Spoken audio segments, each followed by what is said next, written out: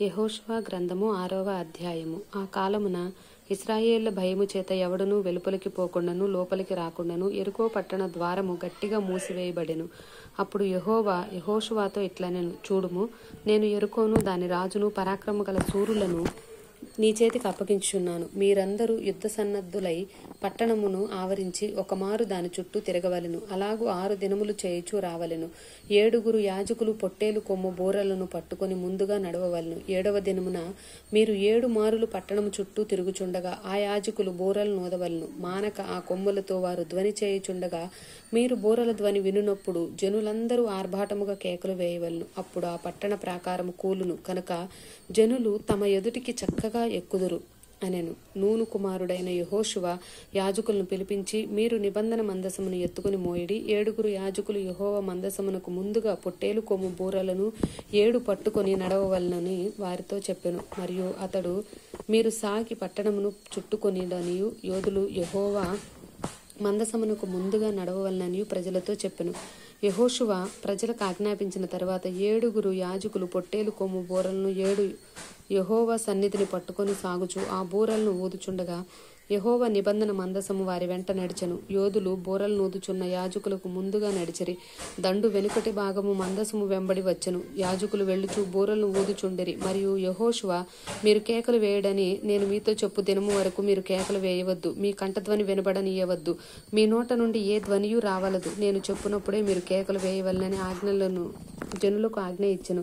అట్లు యెహోవా మందిరమును పట్టణమునకు చుట్టుకొని ఒకమారు దాని చుట్టూ తిరిగిన తర్వాత వారు పాళెములో చొచ్చి రాత్రి పాళెములో గడిపిరి. ఉదయమున యెహోషువ లేవగా యాజకులు యెహోవా మందసమును ఎత్తుకుని మోసిరి. 7 యాజకులు పొట్టేలు కొమ్ము బూరలను 7 పట్టుకొని నిలువక యెహోవా మందసమునకు ముందుగా నడుచుచు బూరలు ఊదుచూ వచ్చిరి.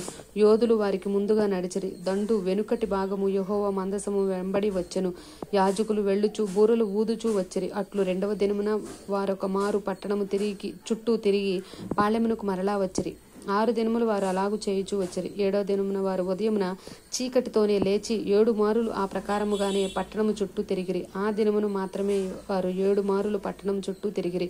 7వ మారు యాజకులు బూరలు ఊదగా యెహోషువ జనులకు ఇలాగు ఆజ్ఞ ఇచ్చెను, కేకలు వేయుడి. యెహోవా ఈ పట్టణమును మీకు అప్పగించుచున్నాడు. ఈ పట్టణము దీనిలో ఉన్నది యావత్తును యెహోవా వలన శపింపబడెను. రాహాబు అనే వేశ్య మనము పంపిన దూతలను దాచిపెట్టెను కనుక ఆమెయు ఆమె ఇంటి వారందరూ మాత్రమే బ్రతుకుదురు.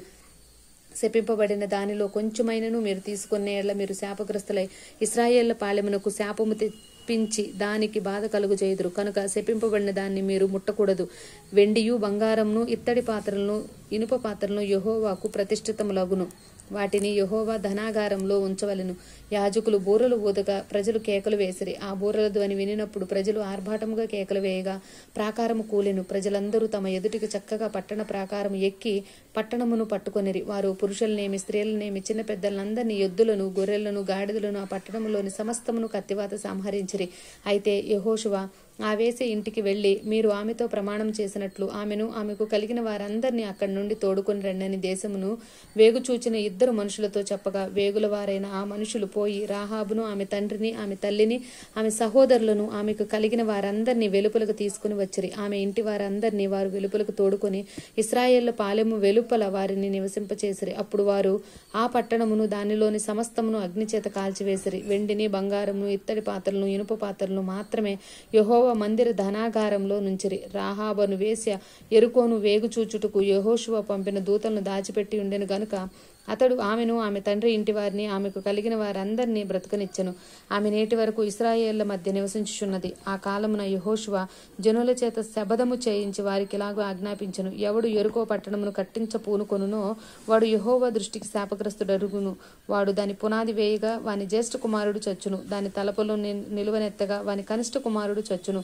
యెహోవా యెహోషువకు తోడై ఉండెను గనుక అతని కీర్తి దేశమంతటను వ్యాపించును. ఆమేన్.